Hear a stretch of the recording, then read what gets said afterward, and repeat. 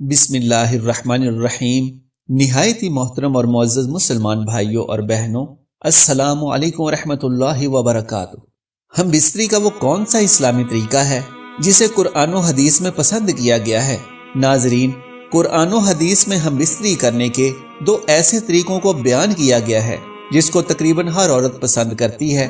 دراصل میاں بیوی سے تعلق کے کچھ ایسے مسائل ہیں کہ جن کا جاننا ہر مسلمان مرد اور عورت کے لیے ضروری ہے۔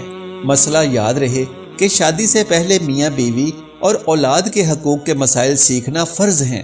حدیث شریف میں آتا ہے کہ جس طرح حرام صحبت پر سزا ہے، اسی طرح جائز صحبت پر نیکیاں ہیں۔ حضرت سیدنا جنید بغدادی رحمۃ اللہ علیہ فرماتے ہیں کہ انسان کو جماع کی ایسے ہی ضرورت ہے جیسے غذا کی، کیونکہ بیوی کے طہارت کا سبب ہے۔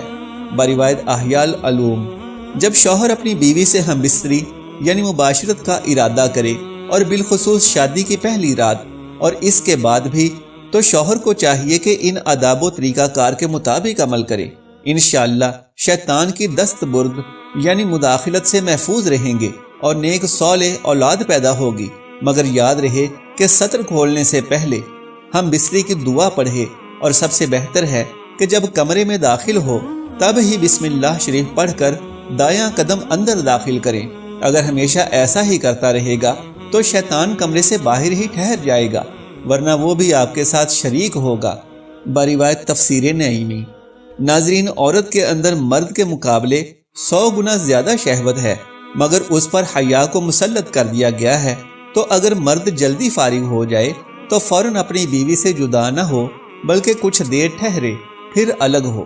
فتاوی رضویہ، جماع کے وقت کسی اور کا تصور کرنا بھی زنا ہے اور سخت گناہ ہے۔ جماع کے لیے کوئی وقت مقرر نہیں، ہاں بس اتنا خیال رہے کہ نماز فوت نہ ہونے پائے، کیونکہ بیوی سے بھی نماز، روزے، اعتکاف، حیض و نفاس اور نماز کے ایسے وقت میں صحبت کرنا کہ نماز نکل جائے حرام ہے۔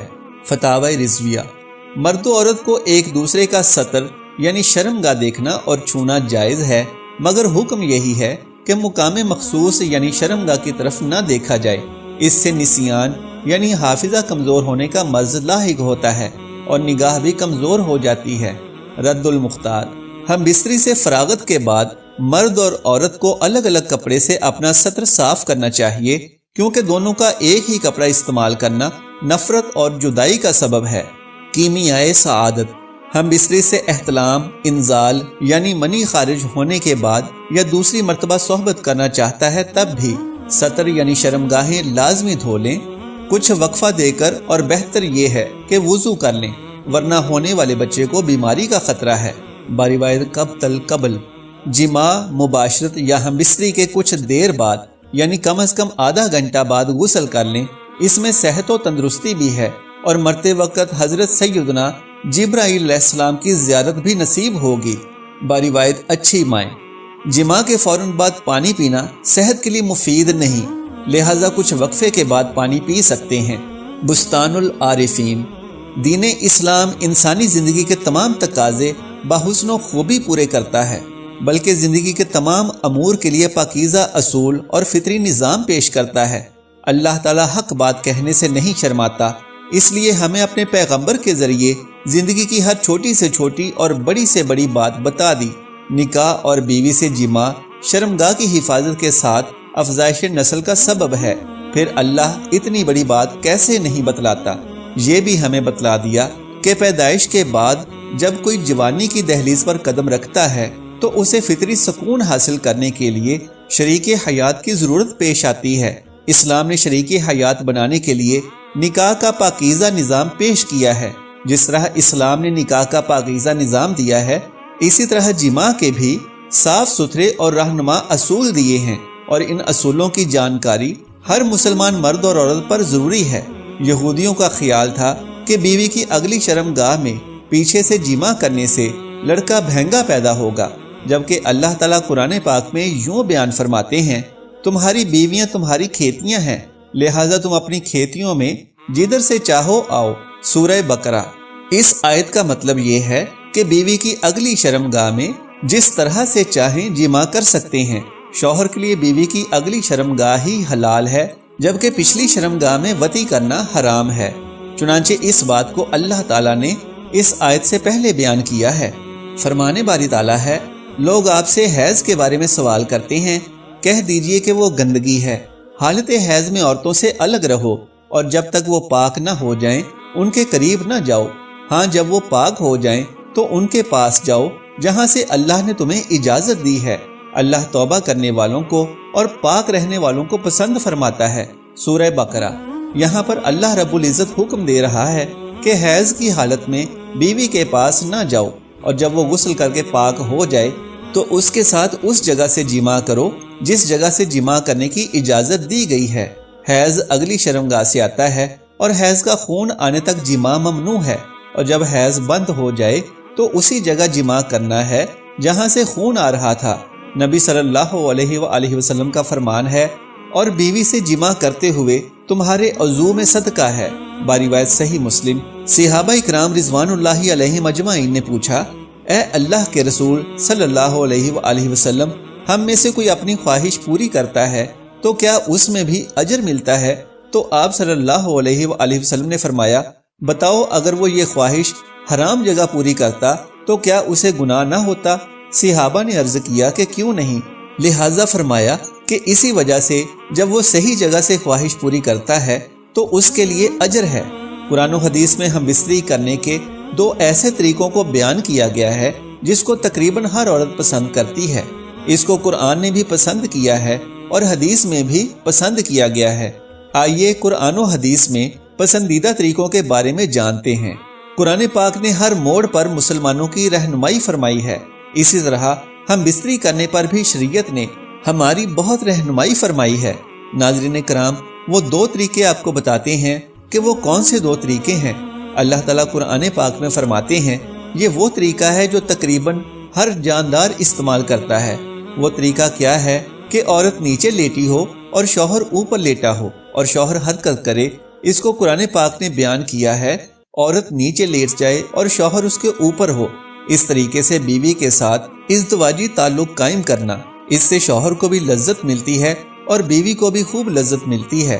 اس طریقے کو قرآن نے بھی پسند کیا ہے۔ ناظرین کرام، دوسرا طریقہ جس کو حدیث میں پسند کیا گیا ہے، حدیث مبارکہ میں ارشاد ہے کہ بیوی جب نیچے لیٹ جائے تو اس کی دونوں ٹانگوں کو اپنے کندھوں پر رکھ لیا جائے، یعنی اس کے سرین کے درمیان بیٹھ کر حرکت کریں، اور اس طریقے کو حدیث میں بیان کیا گیا ہے۔ پہلا طریقہ تھا کہ اوپر لیٹ جانا، اور دوسرا طریقہ ہے حدیث میں وہ بھی یہی ہے، لیکن اس میں فرق یہ ہے کہ دونوں ٹانگوں کو اٹھا لیا جائے اور حرکت کی جائے۔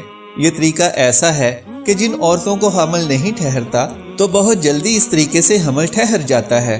ناظرین، یہ وہ دو طریقے ہیں جن کو قرآن و حدیث میں پسند کیا گیا ہے۔ ایک خاتون نے سوال بھیجا ہے اور کہا ہے کہ یہ سوال کرنے کے لیے میں بہت شرما رہی ہوں، لیکن میں جاننا چاہتی ہوں کہ کیا یہ غلطی ہے یا نہیں؟ کیا عورت اپنے شوہر کے اوپر بیٹھ کر ہم بستری کر سکتی ہے یا نہیں؟ میں نے اپنے شوہر کے اوپر بیٹھ کر ہم بستری کی ہے، لیکن جب ہم دونوں میاں بیوی اس طریقے سے ہم بستری کرنے کے بعد فراغت حاصل کر چکے تھے تو ہم دونوں ایک دوسرے سے شرمندہ ہوئے ہیں کہ ہم نے بہت بڑا گناہ کر لیا ہے۔ محترم ناظرین، ہم بستری کا ایسا طریقہ جس میں بیوی شوہر کے اوپر بیٹھ کر ہم بستری کرے، دوسرے الفاظ میں کہ شوہر لیٹا ہوا ہو اور بیوی اس کے اوپر کوئی بھی طریقہ اختیار کرے اور پھر دونوں ہم بستر ہوں، تو ایسی ہم بستری سے متعلق شریعت کیا حکم دیتی ہے؟ یہ سوال تھا، جبکہ اس کا جواب یہ ہے کہ ہم بستری کرتے وقت عورت مرد کے اوپر بیٹھ جائے یا مرد عورت کے اوپر بیٹھ جائے، ایسی صورت میں عورتوں کا سمجھنا ہے کہ یہ گناہ کا کام ہے۔ دراصل جس طرز زندگی یا ہمارا سماج یا ثقافت جو ہمارے اطراف میں ہے، ہم دیکھتے ہیں اور اپنے آباء و اجداد سے یا بوڑھی عورتوں سے سنتے ہیں، وہی ایک بات اپنے ذہن میں بٹھا لیتے ہیں کہ بس ایسے ہی ہونا چاہیے۔ بیوی شوہر کے اوپر بیٹھ کر ہم بستری کرے یا شوہر بیوی کے اوپر بیٹھ کر یہ شرعی فریضہ سر انجام دے تو ایسا کرنا حرام نہیں ہے، بلکہ مرد کے لیے جائز ہے کہ وہ جس صورت سے بھی چاہے اپنی بیوی سے فائدہ حاصل کرے۔ شوہر کے لیے اپنی بیوی سے ہم بستری اور تلذذ ہر وقت جائز ہے۔ شوہر کا اپنی بیوی سے لذت حاصل کرنے کے لیے اس کے جسم سے کھیلنے میں وقت کی کسی قسم کی کوئی ممانعت نہیں ہے، سوائے چند چیزوں کے، یعنی سوائے ان صورتوں کے جن سے شریعت نے منع کیا ہے۔ یعنی شوہر کے لیے اپنی بیوی سے حیض و نفاس کے دوران ہم بستری کرنا جائز نہیں اور نہ ہی اس کی دوبر میں ہم بستری کرنا جائز ہے۔ اپنی بیوی سے ہر طریقے پر فائدہ اٹھا سکتے ہیں، آگے کی طرف سے بھی اور پیچھے کی طرف سے بھی، بس دخول صرف آگے والی شرمگاہ میں ہی ہونا چاہیے، یعنی مرد کے اعلیٰ تناسل کا جو دخول ہے وہ صرف سامنے کی شرمگاہ میں ہی ہونا چاہیے، جس میں سے کہ حیض کے دنوں میں خون آتا ہے۔ پیچھے کی جانب سے بھی اگر آپ ہم بستری کرنا چاہتے ہیں تو پچھلی شرمگاہ میں نہیں بلکہ صرف آگے والی شرمگاہ میں، جس سے بچے پیدا ہوتے ہیں۔ اور اس کی وجہ یہ ہے کیونکہ اللہ تعالیٰ نے قرآن کریم میں ارشاد فرمایا ہے کہ یہ عورتیں جو تمہاری بیویاں ہیں یہ تمہاری کھیتیاں ہیں۔ تو اللہ کے رسول صلی اللہ علیہ وآلہ وسلم نے بھی بیویوں کو کھیتیوں سے تعبیر کیا ہے، تمہاری بیویاں تمہاری کھیتیاں ہیں اور اپنی کھیتیوں میں جس طرف سے چاہو آؤ۔ البتہ رسول اللہ صلی اللہ علیہ وآلہ وسلم کے فرمان کے مطابق بیوی کی پچھلی شرمگاہ میں عضو تناسل داخل کرنا حرام ہے، کیونکہ رسول اللہ صلی اللہ علیہ وآلہ وسلم نے اس طرز پر کہ پچھلی شرمگاہ میں داخل کیا جائے جائز نہیں۔ اللہ کے رسول صلی اللہ علیہ وآلہ وسلم نے فرمایا، جس شخص نے اپنی بیوی کی دوبر یعنی پچھلی شرمگاہ میں جمع کیا تو اس نے محمد صلی اللہ علیہ وآلہ وسلم پر نازل قرآن کی نفی کر دی اور فرمایا کہ ایسا کرنے والے پر اللہ کا غضب ہوتا ہے۔ لہٰذا اگر بیوی شوہر کے اوپر آتی ہے یا شوہر بیوی کے اوپر آتا ہے یا بیوی کے پیچھے سے جو سامنے والی شرمگاہ ہے اس میں عضو تناسل داخل کیا جاتا ہے تو یہ تمام طریقے جائز ہیں اور اللہ تعالیٰ کی جانب سے اس میں کوئی ممانعت کی دلیل نہیں ہے سوائے بیوی کی دوبر میں جمع کرنے کے یا حیض و نفاس کے دنوں میں جمع کرنے کے۔